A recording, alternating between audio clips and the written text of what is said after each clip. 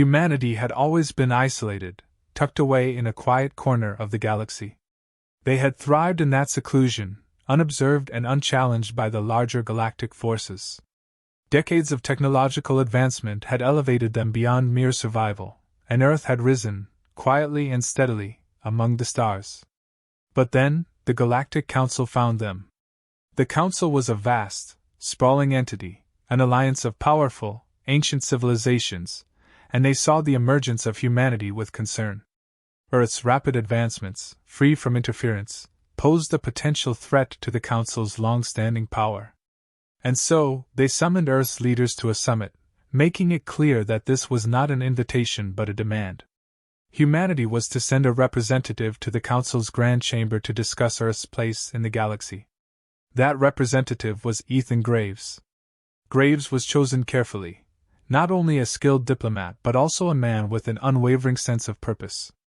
He understood that this meeting was not about diplomacy, it was a trial, with humanity's autonomy hanging in the balance.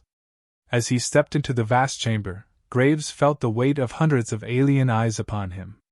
The council members loomed over him from all directions, their varied forms intimidating, their expressions a mix of amusement and disdain. To them, he was an upstart from an unproven world, a curiosity at best, a potential problem at worst.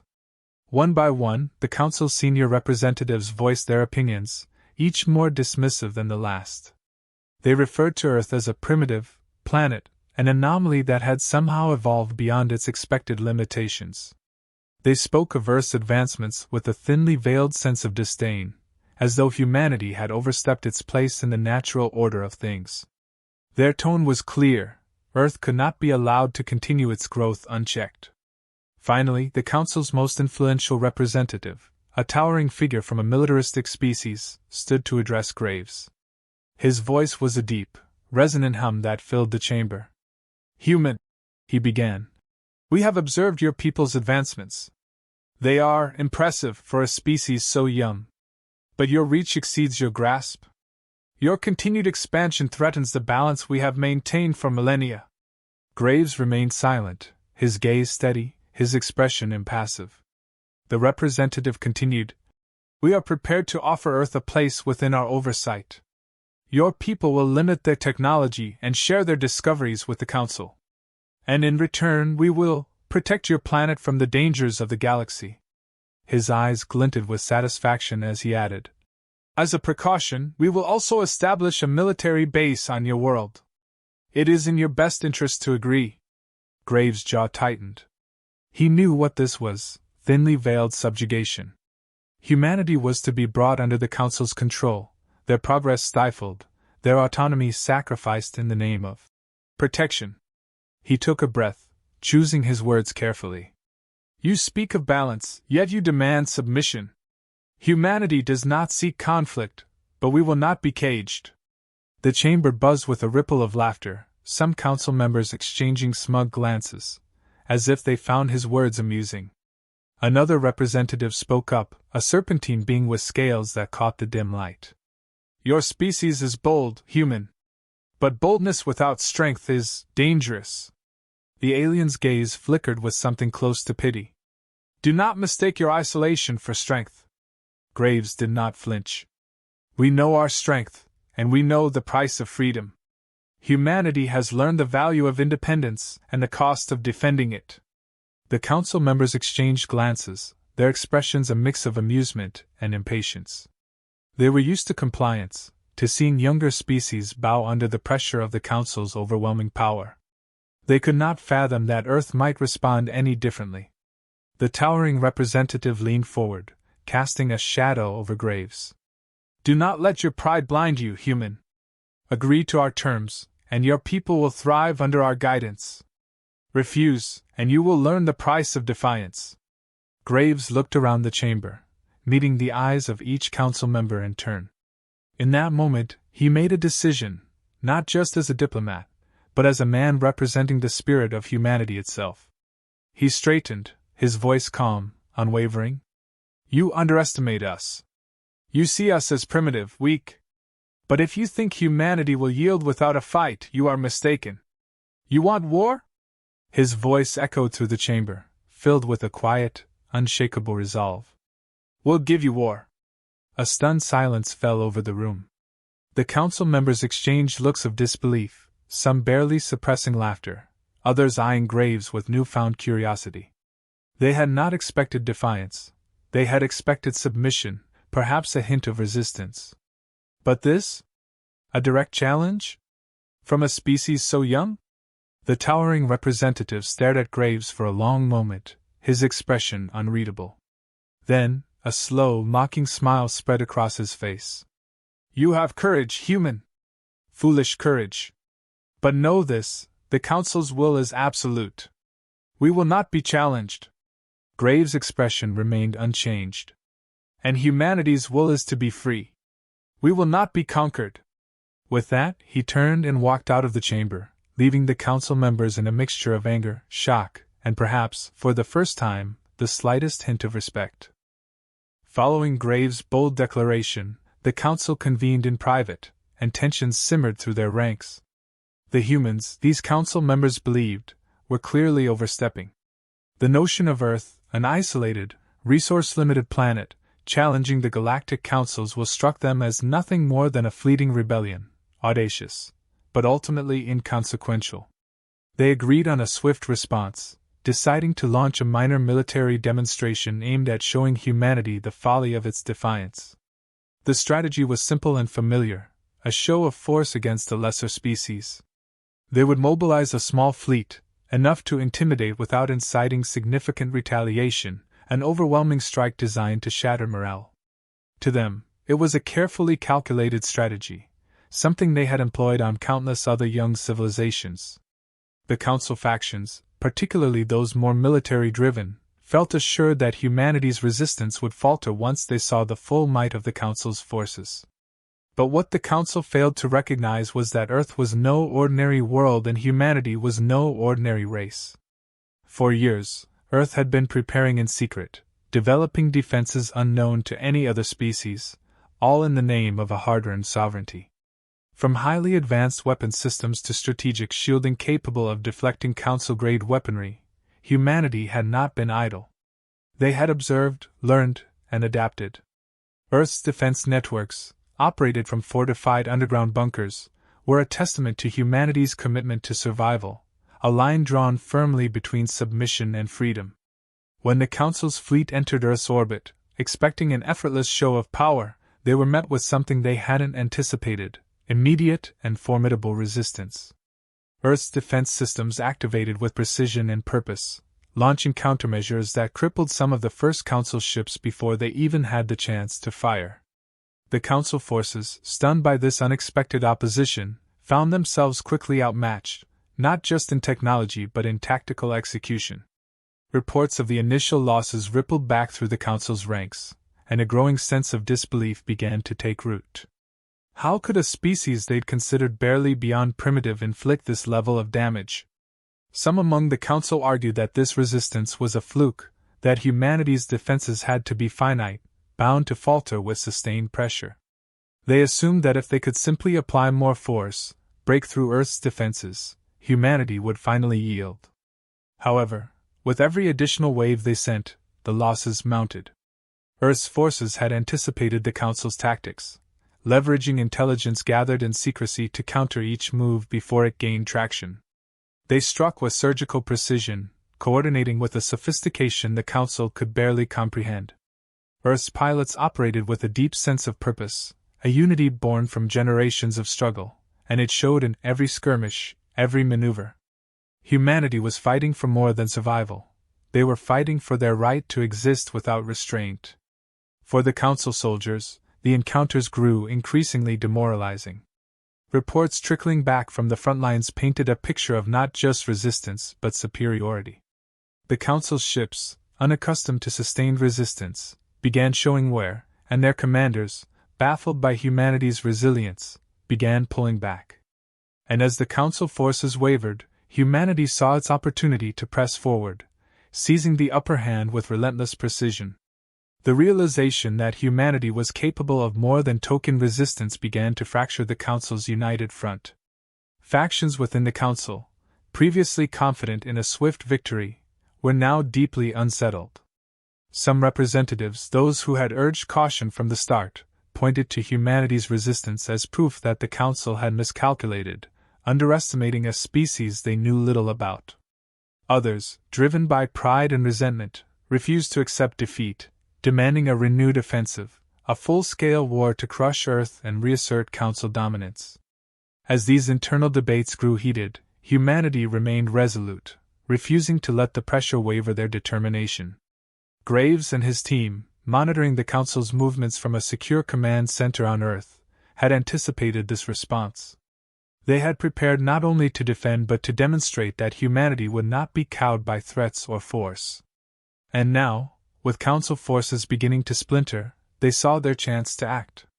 This was not just a matter of defending Earth. It was a fight for humanity's future, and they were prepared to see it through to the end. Unbeknownst to the Council, humanity's resolve ran deeper than mere technological prowess. They had allies among the Council's own ranks, rebels and dissidents from species that had long been disillusioned with the Council's overreach. These rebel factions, seeing an opportunity to weaken the Council, began feeding intelligence to Earth's forces, providing crucial insights into the Council's weaknesses. With this added advantage, Earth's strategic commanders planned counter-offensives that struck at the very heart of the Council's operations. As the Council's forces continued to suffer losses, the impact reverberated through its leadership. Once dismissive, Council representatives now faced undeniable evidence that Earth was not the easy target they had assumed. Their fleets, once seen as a near unstoppable force, were now scattered, stretched thin, and demoralized. Earth's commanders, with the insight provided by rebel factions, orchestrated a series of crippling strikes that targeted the Council's supply chains, weapon depots, and forward operating bases, dismantling their offensive capabilities piece by piece. At this point, humanity's resistance was no longer just a defensive effort. It had transformed into a calculated offensive, a message that Earth was not merely defending but reclaiming its right to stand as an equal. And within the Council's ranks, doubt continued to fester. Humanity's unexpected resistance had left the Galactic Council reeling, their once unified stance fractured by doubt and debate. While some Council leaders were eager to escalate, others began questioning the wisdom of continued aggression. Earth's resolve and resourcefulness had exposed rifts in the Council that were long hidden beneath a veneer of solidarity. Seeing this, Graves and his team recognized an opportunity to shift the momentum and destabilize the Council from within. Graves initiated contact with several sympathetic factions who had grown weary of the Council's authoritarian control. Through secure channels, he broadcast a message across Council territories, addressing the oppressed, the sidelined, and the disillusioned. His words painted a picture of humanity as a race that cherished its freedom above all else, a species unwilling to submit to a power that valued control over cooperation. He extended a call for unity among those who valued self-determination, framing Earth's defiance as a shared struggle against oppression. The message struck a nerve, resonating with those who felt stifled under the Council's rule, and small but significant movements began to take shape across several member planets. At the same time, Graves' intelligence network exploited this growing discontent, planting seeds of mistrust and feeding information about Earth's resilience and tactical acumen. News of the Council's losses, once carefully managed, began circulating widely, raising questions about their so-called invincibility. Civilians and lower-ranking officials, who had once viewed Earth as a minor nuisance, now saw them as a force capable of challenging the Council's authority. This shift in perception weakened the Council's internal cohesion, as some representatives began quietly advocating for peace rather than prolonging a costly conflict. Earth's military continued to leverage these fractures. Armed with intelligence from the rebel factions, Earth's commanders carried out precision strikes on vulnerable Council assets, aiming not just to cripple but to erode the Council's morale. Each calculated blow sent ripples of unease through the Council's ranks, undermining their confidence and forcing them to reckon with the reality that they were not facing a simple insurgent force, but a unified, intelligent adversary. Humanity's forces demonstrated a level of coordination that seemed impossible to the Council's leadership, and rumors spread that Earth had access to secrets from within the Council itself. The Council's inner circle found itself caught in a web of paranoia. Accusations of betrayal and sabotage flew between factions, as each tried to explain how a supposedly primitive species could outmaneuver the greatest alliance in the galaxy. A sense of dread crept through the upper echelons of the Council, and factions that had once been firm allies began questioning one another's loyalty. Graves' strategy was working. The Council, once a monolithic force, was beginning to unravel under the weight of its own arrogance and mistrust. Amidst the growing chaos, Graves struck again, this time with a public broadcast directed at the Council's civilian populations. He spoke plainly, with conviction, about humanity's commitment to freedom, emphasizing that Earth did not seek to dominate but to coexist. His words resonated, stirring the hearts of those who had come to view the Council's rule as oppressive rather than protective. The broadcast challenged the Council's authority at its core, and his words were amplified by rebel factions who saw in humanity's defiance a reflection of their own desires for independence. Council planets, once unquestioningly loyal, began to see fractures within their own societies. Minor uprisings broke out on worlds where resentment toward the Council's heavy-handed policies had long simmered beneath the surface. Civilian protests, emboldened by Earth's defiance, called for the Council to reconsider its stance. The Council's leaders scrambled to contain the dissent, but the message had spread too far. What was once a quiet murmur of dissatisfaction had grown into a chorus, echoing across the galaxy and undermining the very foundation of the Council's authority. The strain on the Council was undeniable.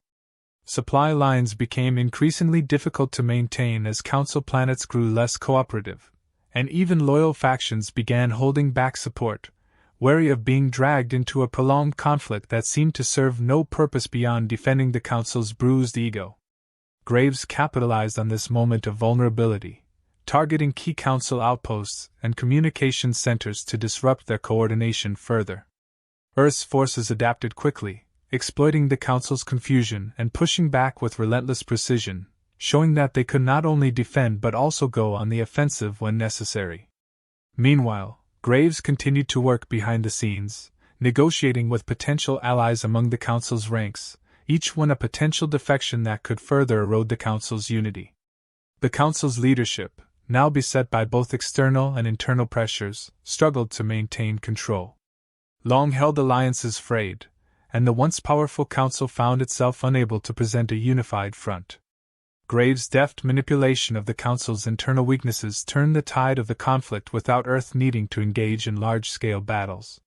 Humanity's strategic offensive had become a symbol of resilience, capturing the imagination of those across the galaxy who had long felt oppressed. The Council's leaders, watching their coalition crumble, began to realize the extent of their misjudgment.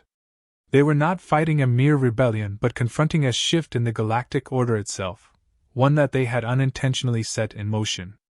As Earth continued to secure its position, the Council's representatives finally saw the necessity of a ceasefire. Graves' strategy of both military precision and psychological warfare had achieved what force alone could not: a recognition of humanity's sovereignty and the destabilization of the Council's rigid dominance. The Council, realizing their forces were spread too thin and their unity fractured, reluctantly issued a call for an emergency meeting with Earth's representatives. Graves accepted, knowing this was humanity's moment to redefine its place in the galaxy. He entered the Council chamber once more, but the atmosphere had transformed entirely. No longer did the Council's members radiate smug superiority. They regarded him now with wary respect, and many even bore visible marks of strain from the prolonged conflict.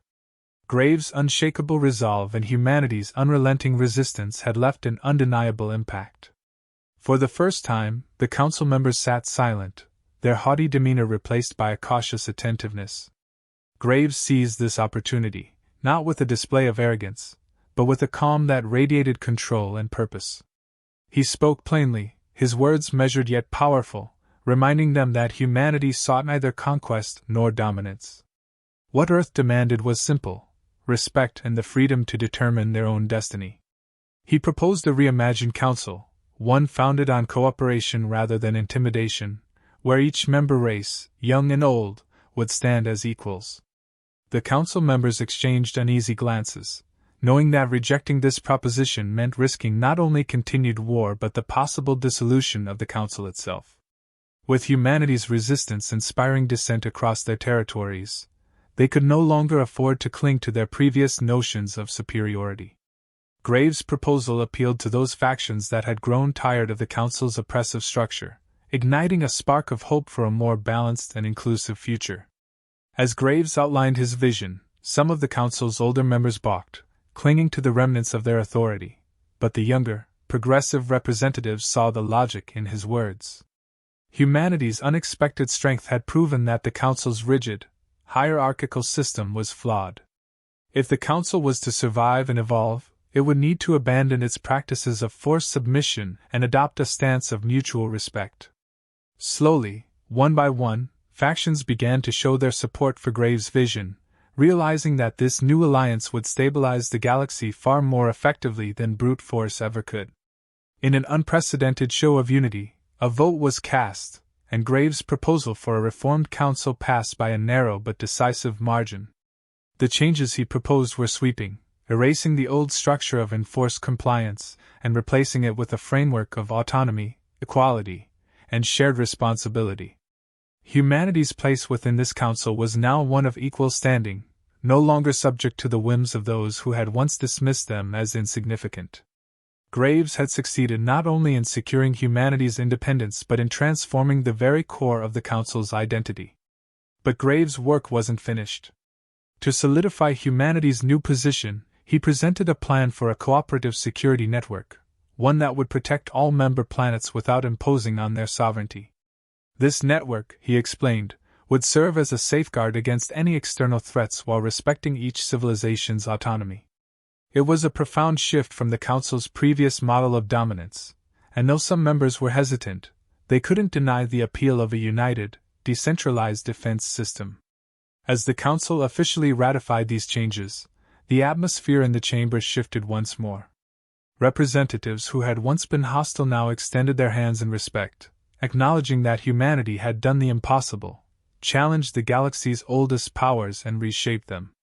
Graves accepted their gestures with a calm dignity, knowing that this moment was a victory not just for Earth but for all who valued self-determination.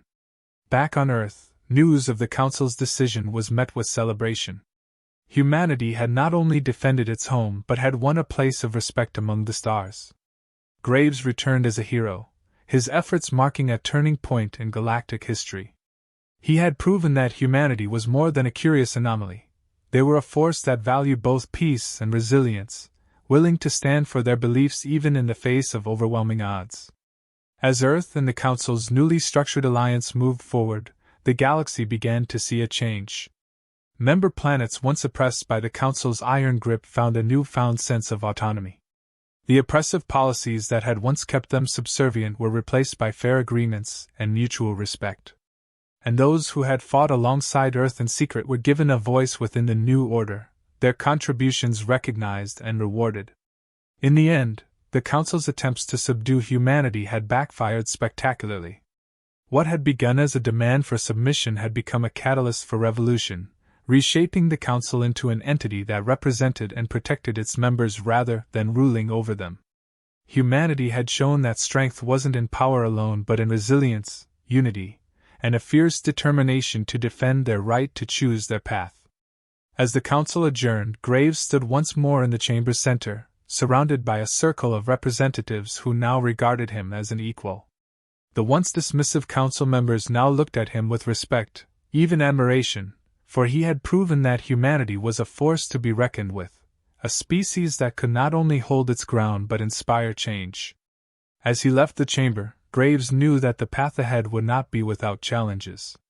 Maintaining peace and respect across such a vast array of species would take work, compromise, and vigilance. But for the first time, he felt confident that humanity could face these challenges not as an isolated world but as an integral part of a galaxy striving for a new era of unity and understanding.